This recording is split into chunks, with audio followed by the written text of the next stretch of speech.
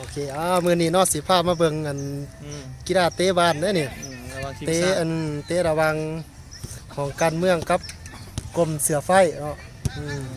กระบวนการแข่งขันสิเป็นแนวใดแล้วเฮาไปติดตามเบิ่งเด้ออยู่ในการเตะพุ่นแหละไปแม่วันนี้นะ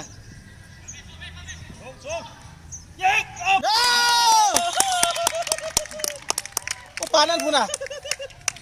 เดี๋ยวบ้านน้ำหนาไปก่อน1-0ปานมาแล้วดูหน้าเนาะป้าโถโอ้สมบัติจ้างว่าแต่จีนเนาะไปเตะเขาเอาดีๆโอ้สมบัติจ้างว่าแต่เวียดนามนี่นักกังเดียเขาเนี่ยเนาะคันว่ากองหน้าก็เอามาแต่จีนกังเดียก็มาแต่เวียดนามโอ้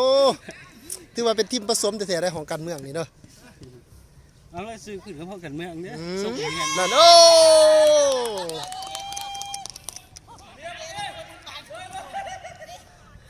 เบอร์23ไล่ไปละนักกีฬามาจากจีนตอนนี้กำลังถ่ายทอดสดด้วยพี่น้องเด้อเอาโอ้ยโอ้เอาต้องออกพูดแม่ต้องเมืองบ้านเนี่ยเมื่อไรออกคนเมื่อไรออกบ้านเนี่ยโอ้เป็นจังได๋พุ่นบ่ทันหอดหานาทีซะว่าอันออกมาเซาบ่เหรอฮะโอ้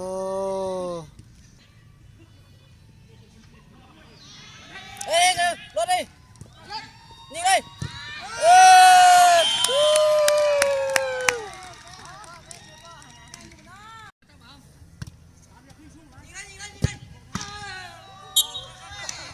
อันนี้เป็นการสั่งกระบวนการระหว่างของการเมืองกับกรมเสือไฟเนาะกรมเสือไฟได้ไป2หน่วยของการเมืองกับ2หน่วยถือว่าเสมออยู่2-2